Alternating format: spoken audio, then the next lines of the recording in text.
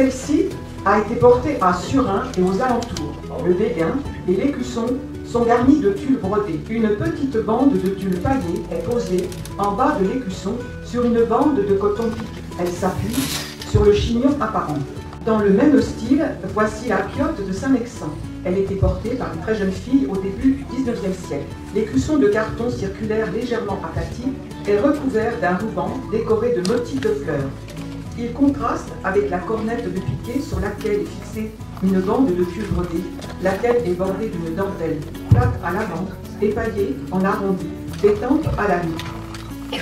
Un petit ruban est posé en bas de l'écusson, sur l'arrière de la coiffe. Sa fonction réside dans le fait qu'il est posé sur le chignon apparent, de façon à protéger la coiffe des cheveux. Au cours de la première moitié du XIXe siècle, cette cornette a été portée à Héron. Cette coiffe est formée d'un demi-cylindre de coton piqué sur lequel est posée une bande de mousseline pliée en deux, bordée sur un de ses côtés d'une fine et large dentelle paillée ou plissée aux angles, formant ainsi un arrondi. Les extrémités de cette facière descendent jusqu'aux épaules et sont ramenées sur le sommet où elles se croisent, la droite sur la gauche. Le tout est fixé à un écusson circulaire en carton et maintenu sous le menton par une large bride. Cet écusson est recouvert d'un fond de mousseline légèrement brodé, s'appuyant sur le chignon apparent. Portée de Neuville à Mirebeau et alentour, cette coiffure, créée dans la deuxième moitié du XIXe siècle, a remplacé la cornette décrite précédemment.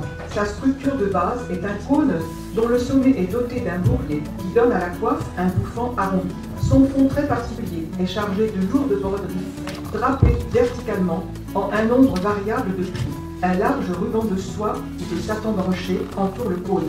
Il forme un nœud sur la nuque et retombe en long pan dans le dos. Il indiquait la richesse de sa propriétaire. Au cœur du seuil du Poitou, Chasseneuil du Poitou est riche d'un passé historique. Charlemagne y résidait souvent et son fils Louis Ier, dit le Pieux, y a vu le jour. Bien sûr, cette grande coiffe n'existait pas alors, mais au XIXe siècle, les dames de cette ville aimaient la porter.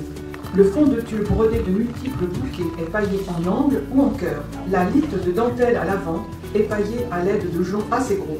Elle est agrémentée d'un joli nœud sur le côté droit. Cette garniture est assortie au long ruban et au nœud de l'arrière. Après avoir porté une coiffe très volumineuse, les habitantes de Vivonne l'ont remplacée au XIXe siècle par cette coiffe ronde très saillante. Le fond de tulle est également brodé de plusieurs bouquets. Sa litte de dentelle est légèrement décollée de la cayenne. La garniture de ruban se termine par un nœud placé très bas sur la nuque, d'où partent des pans assez longs. Situé sur le plateau du seuil du Poitou, aux confins de la Touraine et du Berry, Archigny possède une partie de la ligne acadienne. Mais les Acadiens n'ont pas connu cette coiffe qui a remplacé une coiffe beaucoup plus simple. Elle est surprenante avec son fond formé par deux angles. Elle pouvait être ornée d'un ou de deux ou de trois rangs de dentelles paillées à l'avant. Bien moins imposant que les grandes calines portées les jours de fête, ce calion était porté à Loudun, à toute allée. Son fond est en mousseline brodée. Il n'y a pas de pan, mais seulement un petit nœud qui termine cette coiffure. 1819, Lingère, qui donna à cette coiffe la forme que nous lui connaissons. Elle la créa à l'âge de 16 ans, car la coiffe du pays ne lui plaisait pas. Ce caillon élancé était porté à Senilly. Son fond de tulle brodé est paillé en angle ou en cœur. Il est agrémenté d'une tresse à 5 brins et d'un double rang de dentelle au fin paillage. Ce qui est surprenant, c'est que dans le village d'Ingrande, on portait cette forme de coiffe appelée gougotte. Cette très grande coiffe contraste avec la petite coiffe de Saint-Romain que vous allez voir un peu plus tard. Mais précédemment, il y fut porté une coiffe dont le fond était très volumineux. Celle que nous vous présentons possède un fond avec un très grand paillage en angle. Cette petite coiffe ronde de Saint-Romain, jouxtant le village d'Ingrande que vous avez pu voir tout à l'heure, est particulièrement charmante. Deux rangs de paillage très fins l'ornent à l'avant. Ces tuyaux feraient pâlir les grandes orgues de nos cathédrales. Ils sont légèrement décollés de la coiffe et dégagent ainsi le visage. La dentelle au gros tuyauté s'écartant nettement du béguin rapproche cette coiffe de Vaux-sur-Vienne de celle de Richelieu. Elle peut être classée dans la famille des dormettes. Nous avons commencé par les formes de coiffe anciennes, en voici maintenant qui sont de fabrication plus récente, telles que celles de Neuville précédemment montrées. Grâce soit rendue à Sylvie Boisnègre, qui créa, à la fin du XIXe siècle, cette forme de coiffe pour remplacer le lourd et disgracieux caillon à cornes qui régnait jusqu'alors dans le canton de Civray.